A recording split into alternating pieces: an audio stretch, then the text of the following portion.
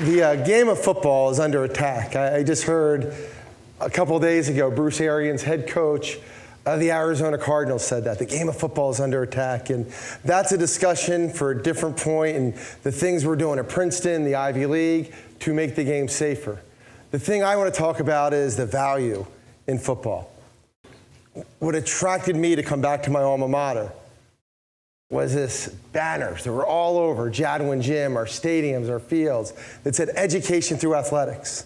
Because I received that great education for 4 years here at Princeton, both in the classroom and on the fields, and it was very much an equal education. And it was so exciting for me to have the opportunity to have 100 people that I get to teach for 20 hours a week for about 40 weeks a year that are part of our program. I started my journey in athletics when I was knee-high. My dad was a high school Hall of Fame football and baseball coach. Okay, I was the kid who sat at the dinner table, and my father would say, "Hey, Bobby, want to come to practice tomorrow? Do you want to shag fly balls? Do you want to spot the football? Do you want to hand out equipment? Do you want to shine the helmets?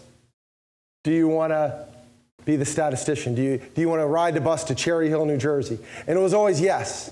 It was always yes. There was this excitement about that. The other reason I got these shirts. And I didn't know what they meant, but I got these shirts. My dad always had these shirts. They were orange and blue. They were our school colors, right? There's some pride, something that goes with those shirts. They say Millville football pride, Millville baseball pride. It was always these orange and blue shirts, right, that said Millville Pride, right? I didn't really get what that meant until I got older.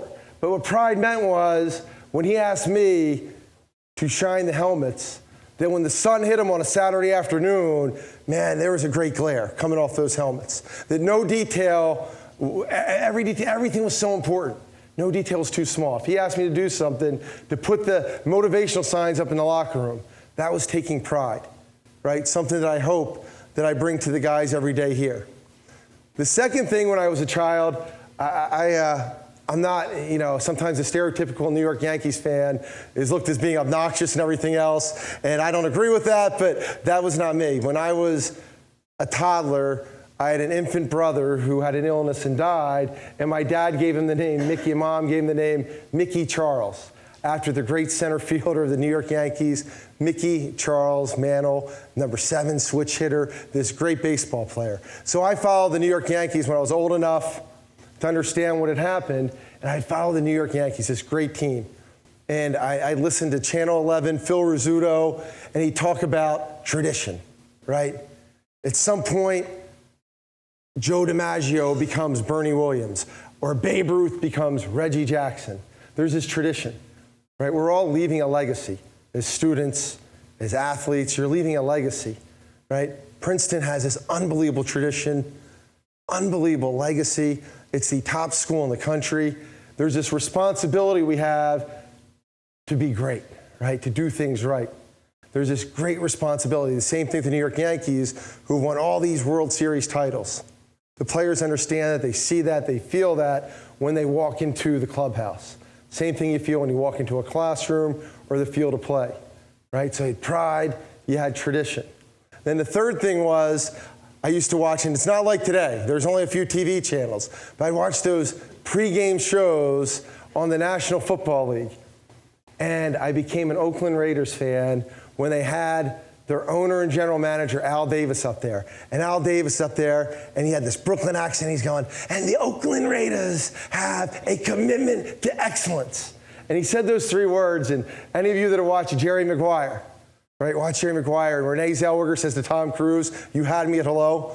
Well, Al Davis had me at commitment to excellence, right? That's what we do, right? When you talk about sports, you talk about passion, you have a commitment to excellence. And those are the 3 things that growing up all throughout my life was taking pride in what we do, right? Honoring the tradition and legacy, and then having a commitment to excellence. Because you try to create a culture. You come in, and there's only 2 reasons they bring somebody new in athletics. It's either because the team was so good that the coach left because they were wanted by somebody else, or it's because they weren't winning, right? Well, we weren't winning. And with the culture that we try to bring in, and what we try to do was make things right. And we had a long ways to go. One of the things we had to do as we built this culture, okay, one of the things we had to do was make sure our guys understood what was important. So at the initial team meeting that I had, our initial team meeting, what I talked about was showing up. The great Woody Allen, director, said 80% of success is just showing up. I got my master's at Springfield College. The best teacher I've ever had, Princeton, anywhere else, was this professor. He graded only on attendance. The only grade was on attendance. He would inspire, he'd motivate, he'd educate, right? But it was only on attendance. That's what he graded on. That was what was so important to him, was grading on the fact that you would show up. I told the guy, show up. It's our job as coaches, our job as educators to inspire and motivate you, and we'll do the rest, okay? And then after they show up, there's a preparation that has to be done. There's a preparation. It is so important that our guys and my children have memorized this. Understand that you have to be prepared, right? We say this phrase in our family. We say this phrase in our football family. To be early is to be on time. To be on time is to be late. To be late is to be forgotten, right? You imagine you pay $60,000 to go to college, and the professor comes running up for a 10 o'clock class at 9:59 and 50 seconds, throws the books over there and starts lecturing, right? He's probably not ready. You know, he's disheveled, all those things.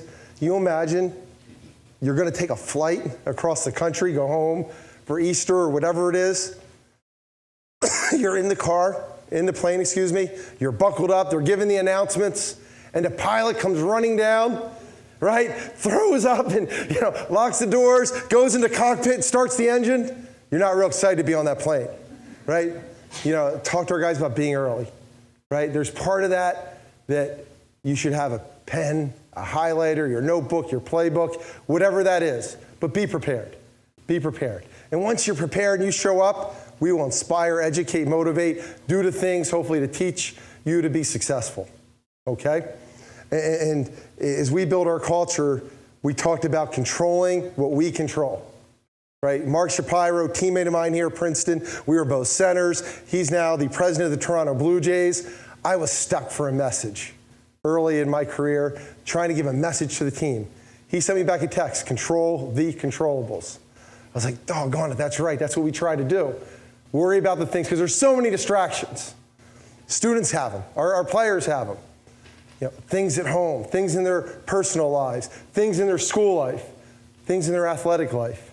Let's just focus on what we control. So I came up and turned it into being a stud, right? I had a relative. Every time he'd see me, say, hey, what's up, stud? And I'd stand up straight. My chest would be out. Like, there was something about being a stud. And those are the things we want to control. The players have that image now. A is attitude. We control our attitude every day, right? I wake up every morning, have breakfast with the kids before they go to school, and I'll say, make today what? And I'll go like that. And when they're really excited, they'll say, my masterpiece. They'll take the John Wooden quote, make today my masterpiece. Now when they're tired, I might say my masterpiece. But there's something, maybe some hope I have, beyond all hope, that during the course of their day, they face a little adversity, and making today their masterpiece might get them through math class, Spanish class, whatever that is. It's the same thing with our team. We talk about being great today, our attitude. Be great today. Then we talk about being smart, tough, unselfish, and disciplined. Right? Be a stud. Smart, tough, unselfish, and disciplined. We control our knowledge, knowing our assignments, knowing our communication, knowing how we align. We control our toughness, how we grind out a day. Right? Sports are hard. Team sports can be really hard. You got at some point, there's this gut check time where you have to decide whether you're going to go after it or not. Right? Being tough, being unselfish. And they talk about football being the ultimate team sport.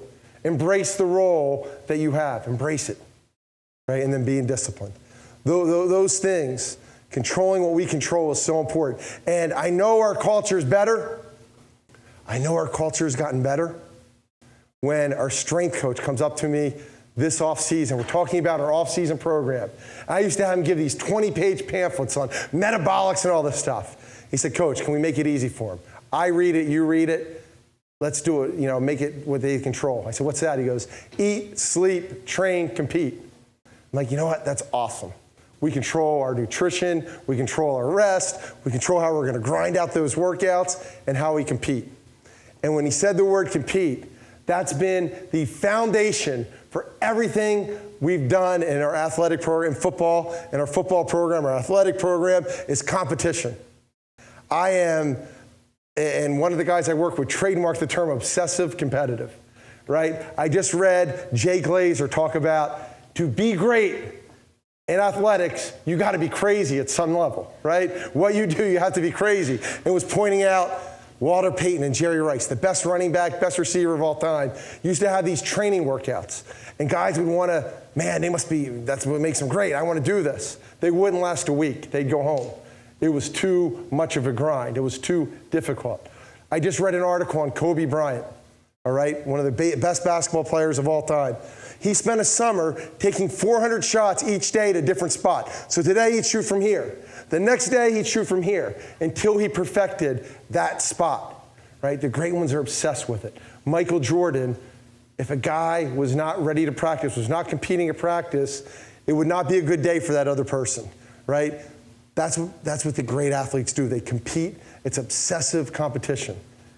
And I've explained to our guys, we don't compete against Penn or against Brown or against Harvard or against Yale. What we compete against is our personal best.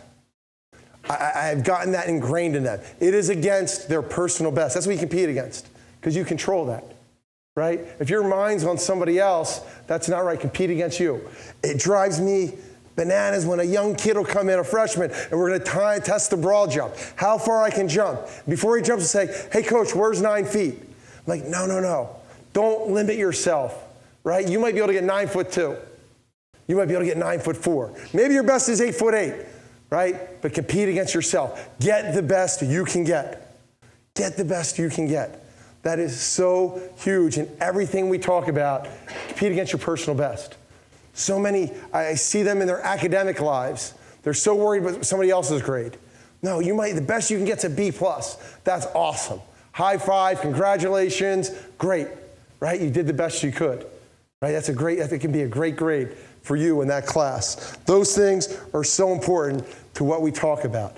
Lastly, and I'll go through the foreign language component of what I give our guys, right? So 3 different words, for 3 different terms from 3 different languages. One, Greek word called telos. You work with a purpose. You work with a purpose. Gone are the days when Johnny goes out and just plays catch like he plays with his dad, right? Gone are those days when that's how you do it. You have to build habits. There has to be routine.